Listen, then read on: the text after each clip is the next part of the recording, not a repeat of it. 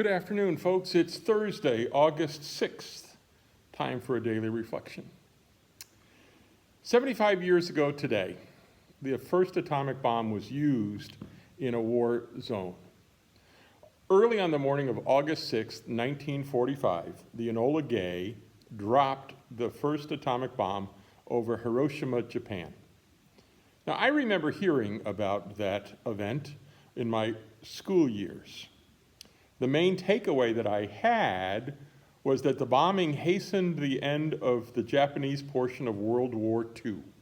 I had a vague memory of wondering how awful it must have been to be in a nuclear war. We were, after all, as I was growing up, in the midst of anxiety over what might happen in a nuclear war. My father had built a concrete room, as he called it, in the basement of our house. It was a pretty sturdy room, a metal door as I remember. There were shelves. There was stocked with sleeping bags and air mattresses. I never knew why. We just did it. And then a couple of years later, and I remember it clearly being a Saturday morning because we were sitting around the breakfast table having our Saturday morning pancakes, when my dad said, it's time to take down that room and let's move the bricks outside and we'll make a patio. We did that over the next couple of days, probably Saturday and Sunday.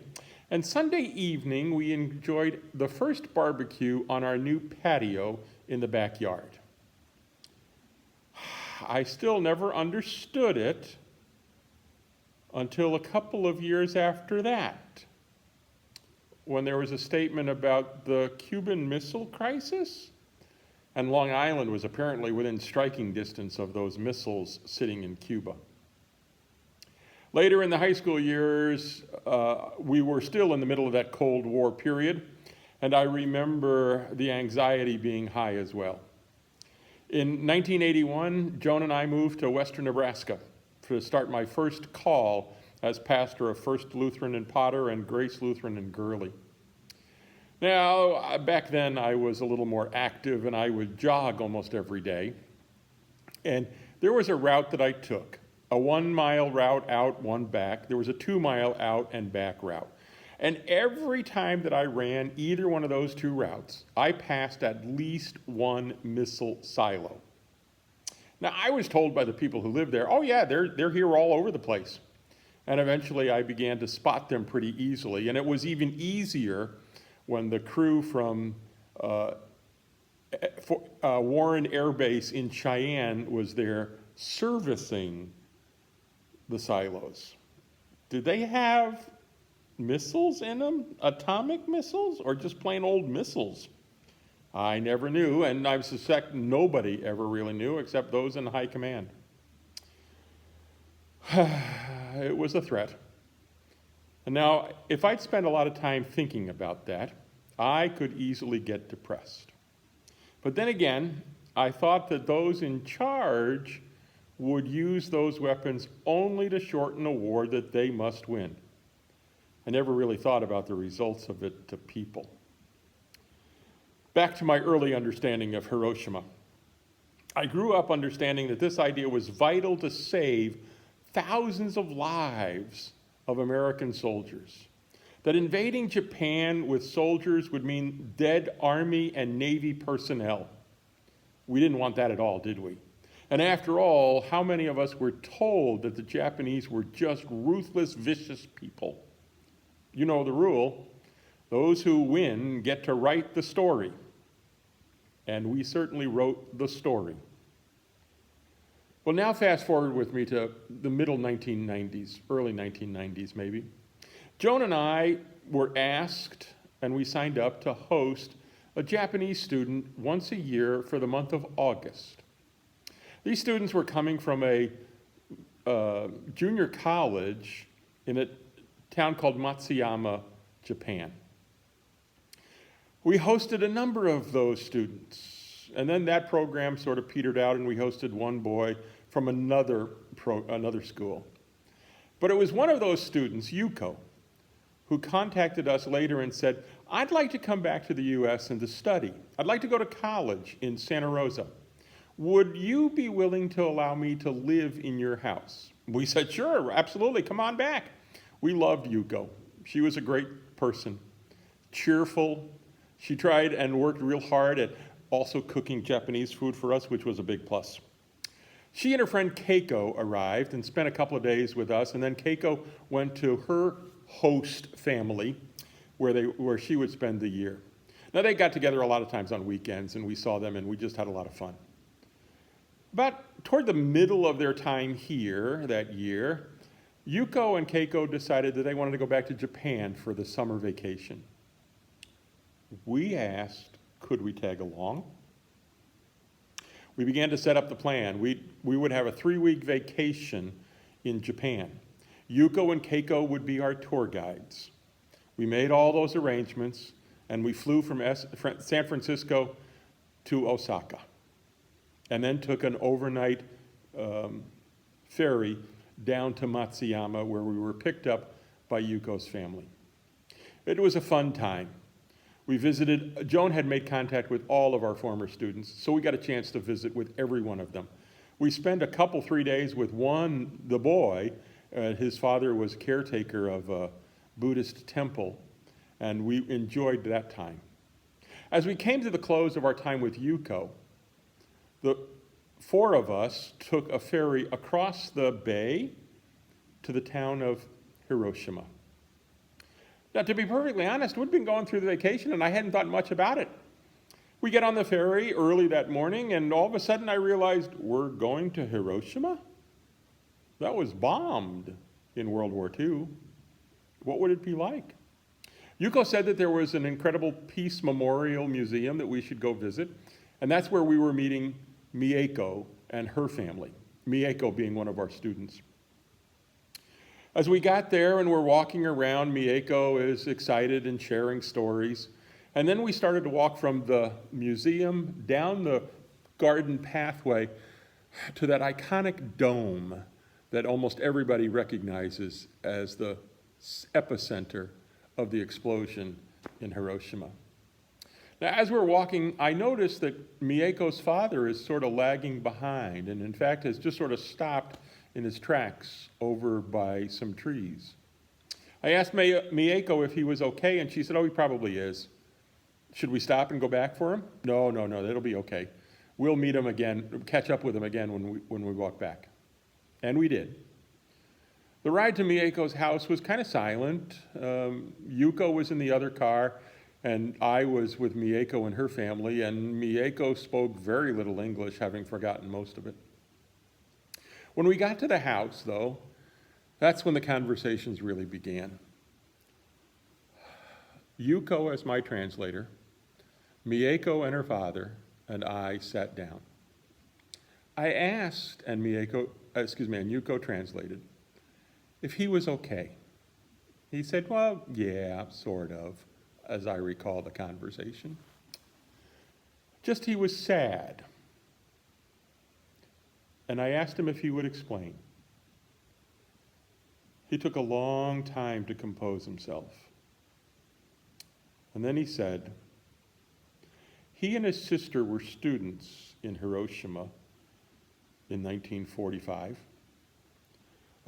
For a couple of days before the August 6th, American planes would fly over and drop leaflets. The leaflets explained in Japanese that something was going to happen, might happen, and that people should leave town. Well, he was a male. He was sent away to safety. He said, my sister was a woman, and that didn't matter in their society at that time. She was kept at school. And you know the rest of that story, he said. On the 6th of August, the bomb dropped. He also told me it had been the first time that he'd been back to that area, which is also where their school was, for about 15 or 20 years. He still grieves his sister's death. That's why he just went off by himself. Didn't want anybody to be there. didn't want anybody to know it. My heart sunk as he told me that story. I felt bad. I still do. I still grieve for an unknown woman, student, young girl, who was killed when the atomic bomb dropped.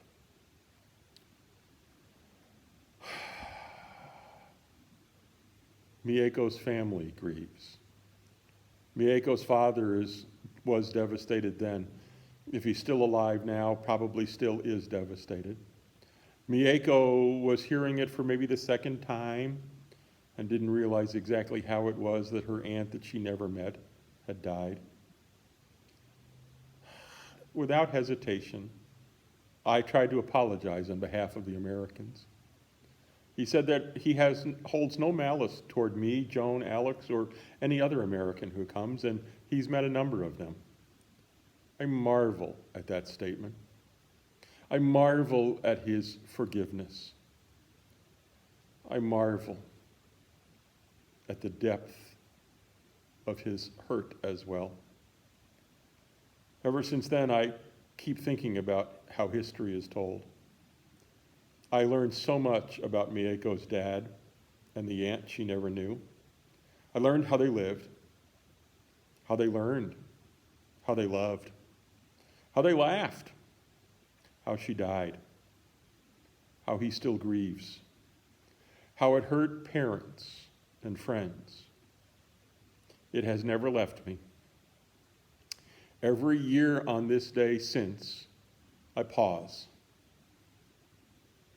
and I offer a word of hope and prayer for Mieko's extended family and for all of those who lost a loved one in the bombing of Hiroshima. I wonder how people survive, not physically, but emotionally. I try to imagine history from the other side as well. It's not just written in our books, but it's how we see others in the midst of history that gives us a new glimpse. You know, maybe it's important that I'm doing this in the middle of COVID-19 and isolation times, and also in the midst of the fact that we as a country are having a deeper conversation about our history. What is it that we hold so necessary and true? And what might those images really portray to other people? They may not all be, in fact, they aren't all as forgiving as Mieko's dad appears to be. But I do also wonder if deep in his heart, Mieko's dad holds just a little bit of a grudge, but not against me, because he knew I didn't do anything about it, but against Americans in general, because they destroyed a part of his life. Imagine that. Imagine that you're the one whose life has been twisted, turned, whose life has been unhelpful, whose life has been one of great frustration, oppression, fear. Might you want to change the way things happen? Might you want somebody else to hear your story? I find that important to do. I find it important every year on August 6th to remember Mieko's dad's story. Perhaps it's time to listen to the other stories of history as well, of our country history, of our faith history. What causes us to do what we do? And how have we harmed others by what we've done? God calls us to be new people, to be different people, to be loving people. God also calls us to evaluate who we are and what we are. I call you and challenge you to listen to those stories. Read some of those books that you think I don't want to deal with. To hear those voices that you're just not happy with, but to listen deeply to them and wonder, what role did you have, did I have, in making who we say we are as opposed to who we really might be. Pretty heavy on a Thursday in black, don't you think? But isn't that the point of Thursdays in Black? A time to reflect on things that are going wrong and how we might make it better. Good news for us is that we'll gather on Sunday, and I'll get to see your name scrolling up a screen on Sunday afternoon as I rewatch the video. I'll get to see you as I stand here in front and look at your pictures. I'll see you, and we'll be together in worship, even though we're in distant places. As one person has told me, think of it as the church being sent away. I don't like it, but it's who we are right now. So remember, until then, wash your hands a couple times a day, 20 seconds at a time. Use hand lotion. Love one another. Sacrifice for one another, please. Wear those masks. Let's knock down COVID. Let's not keep this going forever and ever. And of course, be careful out there.